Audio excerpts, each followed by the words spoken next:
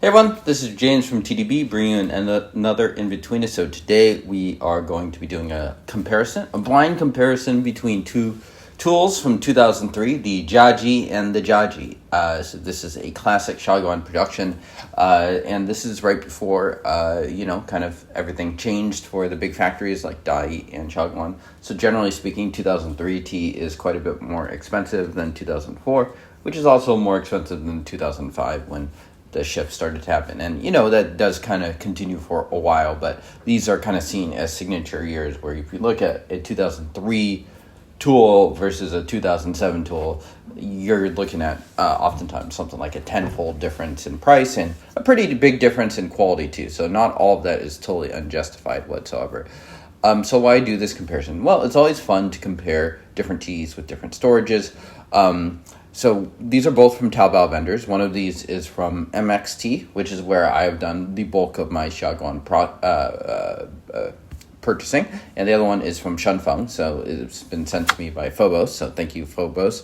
And these Jiajis often are kind of an unsung hero of Xiaguan. To me, at least, they are, along with the Iron Cake 8653, kind of the classics. If you really want to get to know what Xiaguan is about, I feel like going with those two teas, given sufficient storage and age, those are kind of going to give you the best feel for what Xiaguan is like. There's other teas like the Love Forever Paper Tong that are quite popular in the West that, in my opinion, don't give quite as good of a view to the brand as just kind of these old classics do. And so for me, at least, the Jiaji is a little bit lower of a grade tea than something like the Iron Cake 8653. It's very burly compared to something like the Tuji tool. That one, I think, is a little bit more fragrant forward, a little bit more aromatic. This one is, AI described it to me as the muscle. I don't know how much that is accurate or not, but that does seem to hold true for my experiences with these. They're just a little bit burlier, very woody, a little bit less in that menthol vein than those Iron Cakes. So I've had the Shunfeng one once before. I've had the 2003 from MX a handful of times. It is my tool. I'm about halfway through it or so. Bought it, 4 years ago, something like that. There's a bazillion batches of these things too, so there's no guarantee these are the same batch. The MX one thing you can do is you can just look at the bottom of your tool, and it'll tell you what month it was produced. So 2003 in May. So this is now 22 years old. I'm filming this at the end of 2025. Let's get into the tea. We will also take a look at the wet leaf. I would also be shocked if these were stored by the same people the entire time, so really important to know. But on the surface, we should note that these are basically in the same area, both in Guangdong, Shunfeng, and MX, where, a lot of tea is tea business and pu'er business, and specifically is done there. Okay, so let's get into both of these teas. Okay, so here we go. We got two different teas here, tea on the left and tea on the right.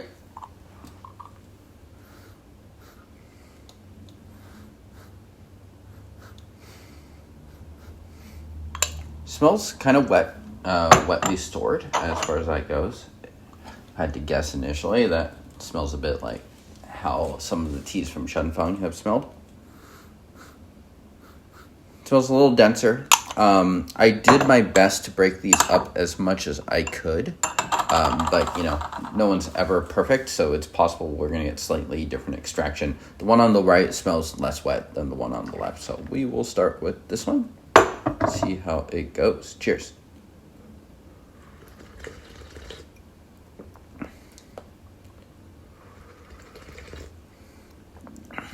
Burly, dense.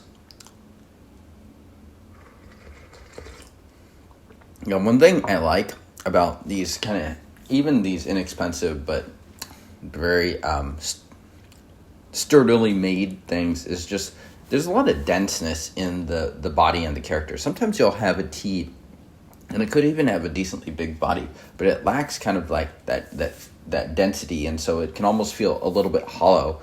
And you don't get that with these. They may not have the depth or anything to be a good tea or a great tea or even a good tea, but I think if you're looking for something very workmanlike, which, if we're being honest, that's why these teas were made, I think it's hard to go wrong. So again, not a lot of depth or anything going like that, but nice sturdy base. I would expect that these teas would both get a little bit stronger as we go. So I want to get through a couple of these steeps here. Make sure to definitely have that water going pretty hard.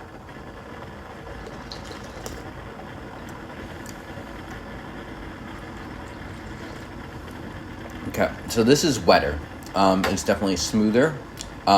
I think it enhances the body a little bit, but it also mutes a lot of that density. So it actually feels kind of different just because it doesn't have that sharp, dense body.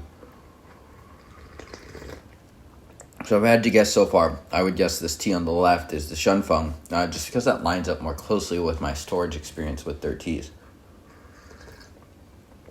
Interesting. Yeah, it's far more just kind of rounded overall.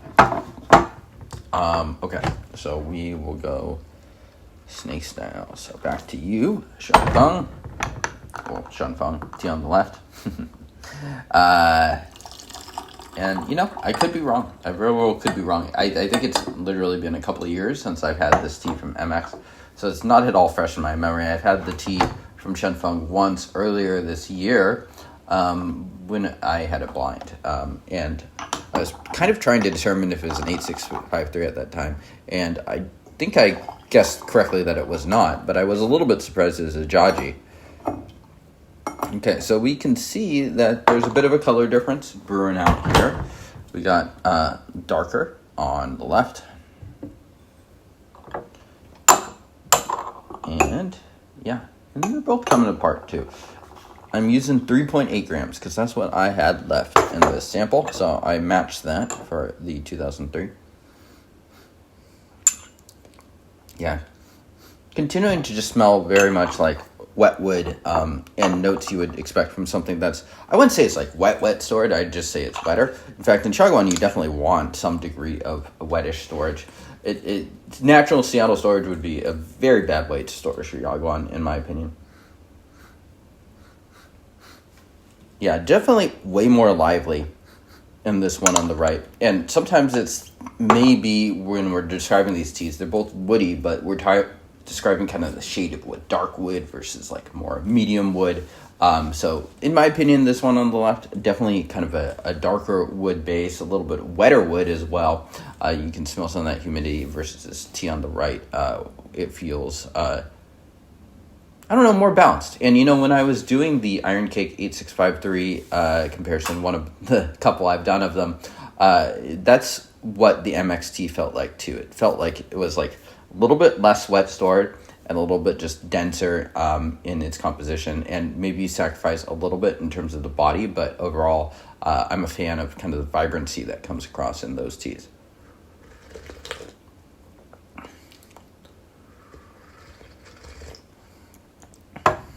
Not bad at all. I would not say this is a failure whatsoever on this tea on the left. Some of the Shunfeng teas I would say are kind of failures. But this one's not bad. It's nice and rounded. Almost has like this chocolatey note to it. I think it's like, you know, there's less of a reason to age this more than something like the tea on the right. Okay.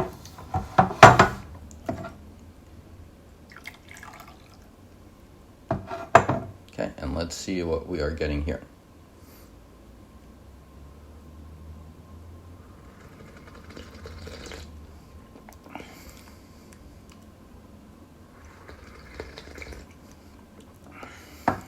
In terms of things that would make you know that these are the same tea, flavor-wise, they taste, I would say, 30 to 40% different. So pretty different in the end, but things that are the same. Their bodies are similar. The depth is similar. Kind of the mouthfeel and stuff is somewhat similar. Yeah, I do prefer this. It's thickening up nicely. It's actually moving more into those cocoa notes. Both, a little woodier. Just comparing the shade, yeah, the one on the right definitely looks a little drier. So I'm pretty confident in my assessment that the one on the right is drier. I think that would mean that it's the MXT, but I'm kind of guessing that from inference, more from like MX and my experience with MX rather than for this specific tea. We're gonna do one last one here. And because I am using a little bit of a lower ratio, I'm going to push this just a little bit, which could be a mistake, but I want to just test these teas a little bit. So I'm going to go for maybe 15 seconds.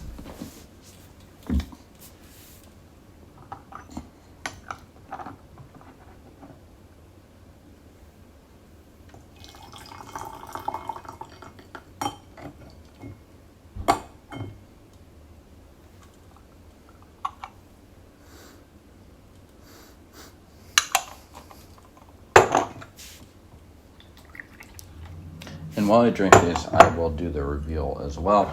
I don't think I would change my guess after this one, but definitely going to guess that this one on the right is MX, and this one on the left is Shunfeng.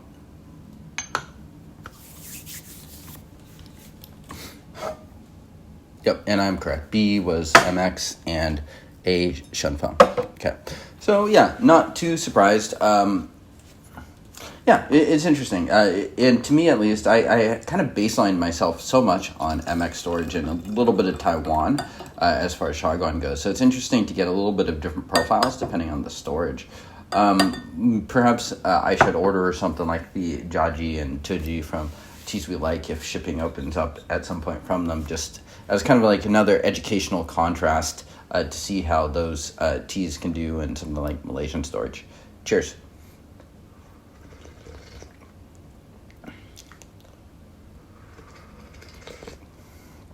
Yeah, it's just sharper. It still has a nice thickness, and for me at least, the burliness and the Jiajiness really comes across in this tea on the right. It's quite different from something like the Iron Cake 8653, where you're existing more in these menthol, woodsy aromas to it.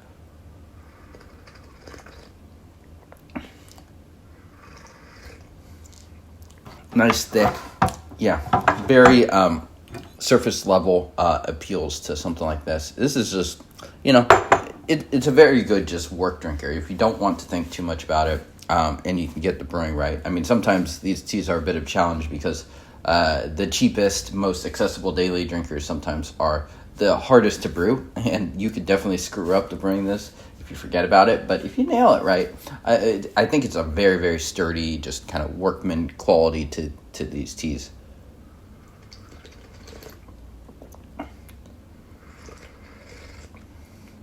Yeah, not bad. The Shunfeng's not bad at all either. I would happily drink that too.